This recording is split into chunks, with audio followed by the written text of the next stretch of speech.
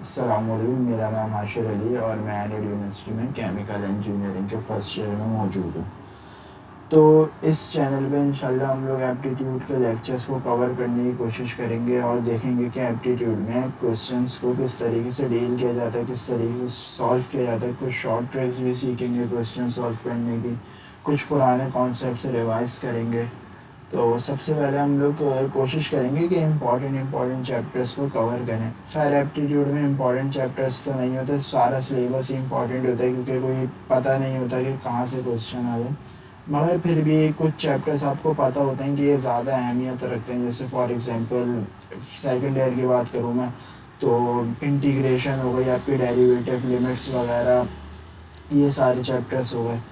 तो इसमें इन चैप्टर्स का एनईडी में भी बहुत अच्छा पार्ट रहता है। मतलब कि अगर डेरिवेटिव इंटीग्रेशन बंदे को आती है तो एनईडी के एमसीक्यूज़ में, मैथ्स के पोर्शन में उसे आसानी होगी क्योंकि अच्छा खासी एमसीक्यूज़ आते हैं एनईडी के टेस्ट में। लाजमी इन चैप्टर्स से एमसीक्यूज़ आते हैं। तो आज सबसे पहले स्टार्ट ही डेरिवेटिव से लेते हैं। आज बेसिक लेक्चर है, फर्स्ट लेक्चर है, तो थोड़ा सा करेंगे इंशाल्लाह, समझेंगे। मेरे ख्याल से अभी तक सबने डेरिवेटिव पढ़ लिया होगा, फिर भी मैं थोड़ी सी डिटेल करूँगा कि जिसको थोड़ा सा समझ में ना आया हो वो समझ ले। एक दो लेक्चर्स बाद फिर थोड़ा सा आगे और मुश्किल क्वेश्चंस की तरफ पढ़ेंगे। तो डेरिवेटिव की स्टार्ट जो होती है सबसे बेसिक चीज़ से, वो एक चीज़ होती है पावर फार्मूला। अच्छा, पावर फार्मूला क्या होता है? मेरे ख्याल से सब इस चीज़ से वाकिफ़ होंगे पावर फार्मूला से। जिनको नाम नहीं पता मगर उनको सॉल्व करना ज़रूर आता होगा।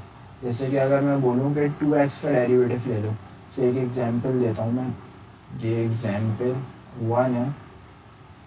क्या एग्जांपल है? y इक्वल्स टू 2x का आपको डेरिवेटिव लेना है। अच्छा, डेरिवेटिव किसके रिस्पेक्ट से लेना है? dy बाई डी एक्स, मतलब x के रिस्पेक्ट से आपको डेरिवेटिव लेना है, ये आपको फाइंड आउट करना है। देखो इसका मतलब क्या होता है?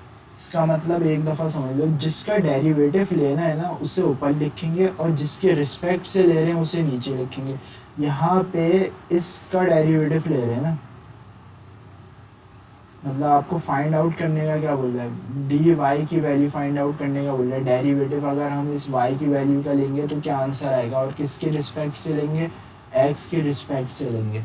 सही है, जिसका डेरिवेटिव लेंगे उसे ऊपर लिखेंगे, जिसका डेरिवेटिव लेंगे उसे ऊपर लिखेंगे, जिसके रिस्पेक्ट से लेंगे उसे नीचे लिखेंगे। चलो अभी इसे सॉल्व करते हैं तो समझ में आ जाएगा मैं क्या बोल रहा हूँ। हमें फाइंड आउट क्या करना है? D Y by D X निकालना है। सही। अच्छा देखो भाई, एक्स स्क्वायर लिखा हुआ है। अब एक दो तीन जुमले, समझ लो 4-5 जुमले मेरे हैं, वो याद रख लेंगे ना तो इंशाल्लाह आसानी हो जाएगी। पहला जुमला क्या है? अगर किसी वेरिएबल पे पावर लगी हुई नज़र आ जाए तो उसे सॉल्व करने के 4 स्टेप्स होते हैं। पहला स्टेप, दोबारा बताता हूँ, अगर किसी भी वेरिएबल पे कोई भी पावर लगी हुई नज़र आ जाए तो उसको सॉल्व करने के 4 तरीके होते हैं। फर्स्ट स्टेप क्या होगा? जो पावर है उसे नीचे उतार दो, मतलब पावर नहीं रहने दो, उसे नीचे उतार दो। 2 पावर था, हमने नीचे उतार दिया। First step complete. Second step क्या है? बेस को एज इट इज़ लिख दो। एक्स बेस थी, एक्स को ऐसे ही लिख दिया। थर्ड स्टेप, पावर में से 1 माइनस करना है। अब देखो भाई, 2 में से 1 को माइनस करोगे तो आंसर 1 आएगा, तो 2 में से 1 को माइनस किया, आंसर 1 आ गया। थर्ड स्टेप, अंडर पावर का डेरिवेटिव लेना। पावर के अंडर में क्या नज़र आ रहा है? मतलब पावर के नीचे क्या है? एक्स है। एक्स का डेरिवेटिव एक्स के रिस्पेक्ट से क्या होगा? 1 होगा। सही है भाई, एक्स का डेरिवेटिव एक्स के रिस्पेक्ट से 1 होगा। अच्छा देखो, जिसका डेरिवेटिव लेते हैं उससे ऊपर लिखते हैं, जिसके रिस्पेक्ट से लेते हैं उसे नीचे लिखते हैं। इसका एक्स का डेरिवेटिव ले रहा था, एक्स के रिस्पेक्ट से ले रहा था, तो ये ऐसे हो जाएगा। ठीक है, अब यहाँ पे मैं लिख दूंगा 1, तो इसका आंसर क्या आ जाएगा? 2x। इसे दोबारा से बताता हूँ मैं। देखो भाई, अगर किसी भी वेरिएबल पे कोई भी पावर लगी हुई नज़र आ जाए ना तो उसे सॉल्व करने के 4 स्टेप्स होते हैं। पहले स्टेप, पावर को नीचे उतार दिया आपने। दूसरा स्टेप, बेस को ऐसे ही लिख दिया।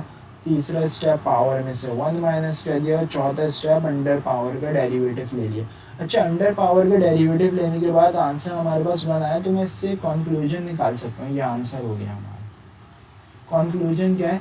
जैसे कि मैंने डी x मतलब x का डेरिवेटिव x के रिस्पेक्ट से लिया तो आंसर 1 आया।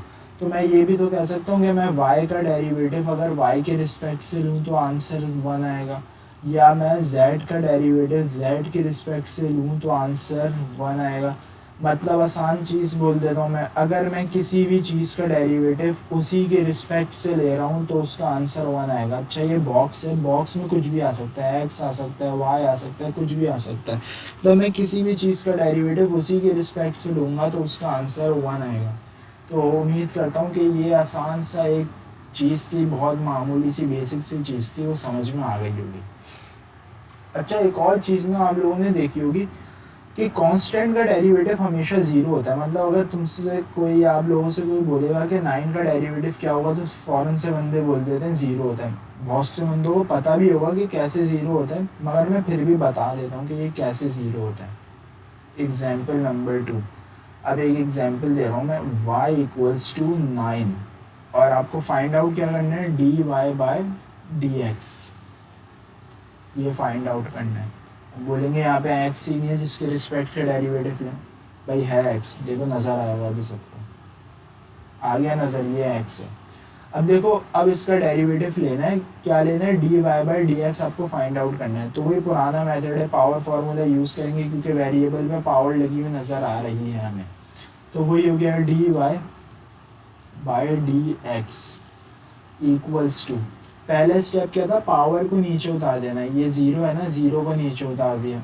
सेकंड स्टेप क्या था, बेस को एज इट इज़ लिख देना है, ये बेस है ना, बेस को एज इट इज़ लिख दिया। थर्ड स्टेप क्या था, पावर में से 1 को माइनस करना। अब देखो भाई 0 - 1 करेंगे तो आंसर -1 आएगा, तो -1 आ गया। और फोर्थ और लास्ट स्टेप क्या था, अंडर पावर का डेरिवेटिव लेना।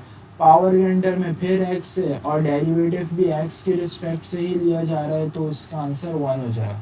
मतलब ये मल्टीप्लाई बाय 1, और अगर 0 किसी भी चीज़ से मल्टीप्लाई होगा तो वो सबको 0 कर देगा, तो ये आंसर हो गया। तो मतलब किसी भी कांस्टेंट का डेरिवेटिव 0 कैसे होता है, इस तरीके से होता है। अब जैसे 9 का डेरिवेटिव 0 हो गया, इसी तरीके से 100 का डेरिवेटिव भी क्या होगा, 0 ही हुआ है। और अगर 1000 का डेरिवेटिव हो तो वो भी 0 ही होगा। इसी तरीके से चलते हैं, और जो भी कांस्टेंट नंबर आ जाएगा उसका डेरिवेटिव 0 के बराबर ही होगा, या हमें पता हो कि ये कांस्टेंट है, ये चेंज नहीं होगा, तो उसका डेरिवेटिव 0 होगा। तो डेरिवेटिव का ना मतलब ही ये होता है कि आपको चेंज मालूम करना होता है। तो आपको किसी चीज़ में चेंजिंग ही नहीं आ रही है तो वो 0 ही होगी, ठीक है। अब आ जाओ थर्ड पे, थर्ड पेज हम यूज़ कर लेते हैं। अच्छा आप लोगों ने एक चीज़ पढ़ी होगी, वो है u.v का फॉर्मूला। क्या होता है, u को ऐसे ही लिख देते हैं, v का डेरिवेटिव ले लेते हैं, प्लस v को ऐसे लिख देते हैं, u का डेरिवेटिव ले लेते हैं। मेरे ख्याल से ये सबने ही पढ़ा होगा u.v, क्योंकि ये बहुत आसान सा है। चलो इसकी ना एक एग्जाम्पल क्वेश्चन भी देख लेते हैं ताकि समझ में आ जाए कि ये कैसे सॉल्व होगा। सही है भाई, मैं इतने आराम से ना अभी इसलिए पढ़ा रहा हूँ कि किसी को अगर डेरिवेटिव समझ में ना आया हो ना तो उसको समझ में आ जाएगा, फिर आहिस्ता आहिस्ता अपना लेवल इंक्रीज करते रहेंगे, कोई इशू नहीं है हमें। जिसको आता है वो रिवाइज कर ले या 2x पे लगा के देख ले, मर्जी है भाई उसकी। अब देखो ये क्या है, ये आपका u है, x प्लस का 1 आपका u है, और v क्या है आपका, x माइनस का 1 आपका v है। फॉर्मूला आपके पास ऊपर लिखा हुआ है, बस इसके अकॉर्डिंग आप सॉल्व करते हो। और u को ऐसे ही लिखना है ना आपने, तो u को ऐसे ही लिख दो, फर्स्ट स्टेप। अच्छा इसमें भी फाइंड आउट आपको करना है dy/dx equals to question mark, dy/dx equals to, अच्छा देखो u को आपने ऐसे ही लिख दिया, v का डेरिवेटिव कैसे लोगे, ये v है ना, v का डेरिवेटिव देखो, x का डेरिवेटिव x के रिस्पेक्ट से तो 1 हो जाएगा, और ये 1 कांस्टेंट, इसका डेरिवेटिव 0 हो जाएगा, तो मतलब 1 माइनस 0 क्या होगा, 1 आंसर आ जाएगा। तो यहाँ पे 1 आ गया। फिर उसके बाद पॉजिटिव साइन लगाएंगे, अब v को ऐसे ही लिख देंगे, चाहिए u है ना, तो यहाँ पे पॉजिटिव आएगा, ठीक है। अब v को ऐसे ही लिख देंगे, फिर u का डेरिवेटिव लेंगे, देखो u का डेरिवेटिव भी 1 ही आएगा, उसकी वजह क्या है, x का डेरिवेटिव 1 हो जाएगा, 1 का डेरिवेटिव 0 हो जाएगा, तो 1 प्लस 0 इक्वल्स टू 1 हो जाएगा। ठीक है, अब इसे फर्दर सॉल्व कर लेते हैं। क्या हो जाएगा, ये x प्लस का 1 हो जाएगा, पॉजिटिव साइन, x माइनस 1 अच्छा ये मल्टीप्लाई बाय 1 तो लिखने की ज़रूरत नहीं है क्योंकि 1 से जो भी चीज़ मल्टीप्लाई होगी उसकी सेहत पे कोई असर नहीं पड़ेगा। तो x प्लस 1 फिर positive x minus 1, plus 1 minus 1 cancel और ये आंसर आ गया आपके पास 2x। आसान था ना भाई, कोई मसला नहीं होगा इसमें क्योंकि बहुत आसान सी बात थी। सही है, अब आ जाते हैं हम एक और एक इसका फार्मूला होता है, वो फार्मूला डिवीजन की उस पर यूज़ होता है, u अपॉन v का फार्मूला होता है वो।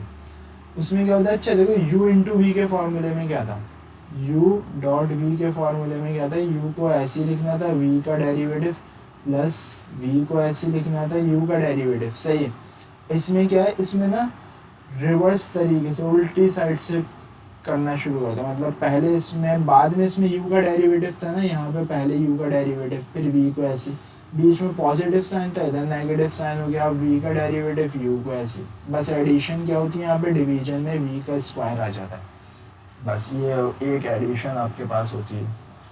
सही, अब इसका भी एक आसान सा कोई क्वेश्चन देख लेते हैं ताकि बाद हमें समझ में आ जाए।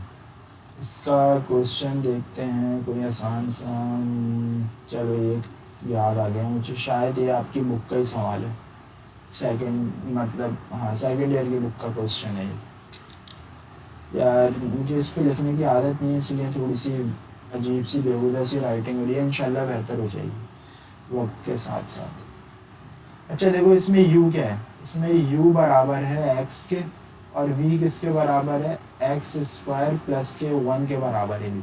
बस अब फॉर्मूला यूज़ करना है, एफ डैश एफ प्राइम, अच्छा ये प्राइम है मतलब ये डेरिवेटिव को रिप्रेजेंट कर रहा होता है ये साइन। ठीक है, मतलब मैं इसका डेरिवेटिव ले रहा हूँ।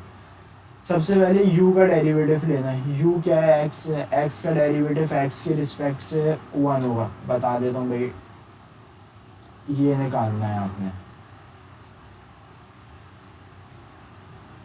ठीक है, x का डेरिवेटिव x के रिस्पेक्ट से 1 हो गया, मल्टीप्लिकेशन का साइन ये तो कर लिया मैंने, अब ये करना है, ये v को ऐसे ही लिखना है तो v को ऐसे ही लिख देंगे, कोई इशू नहीं है भाई, v को ऐसे ही लिख दिया। थर्ड स्टेप माइनस का साइन, फिर v का डेरिवेटिव लेना है, v का डेरिवेटिव, अच्छा देखो एक्स स्क्वायर का डेरिवेटिव लेना सिखाया था मैंने, ये रहा, और आता भी होगा खैर, ये तो क्या होता है 2x होता है एक्स स्क्वायर का डेरिवेटिव, और 1 का डेरिवेटिव तो 0 ही होगा, मतलब 0 ऐड हो या सब्ट्रैक्ट हो कोई असर ही नहीं पड़ेगा। अच्छा जी, अब देखो भाई u को ऐसे ही लिख देना है तो u को ऐसे ही लिख दो, मल्टीप्लाई बाई u और अपॉन में v का स्क्वायर,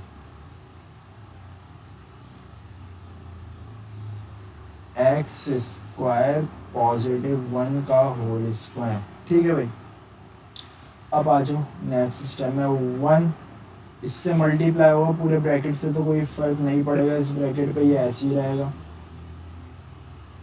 ये 2x जो है ये इस x से मल्टीप्लाई होगा तो ये हो जाएगा 2x स्क्वायर। अच्छा भाई नीचे डिनोमिनेटर में ना कोई अल्लाह का बंदा a प्लस बी के होल स्क्वायर वाला फार्मूला ना लगा दे, क्योंकि कोई नीड नहीं है लगाने की, कोई ज़रूरत होती ना तो लगा देते, मगर अभी कोई ज़रूरत ही नहीं है लगाने की, बिला वजह में काम क्यों लंबा करना। ठीक है भाई,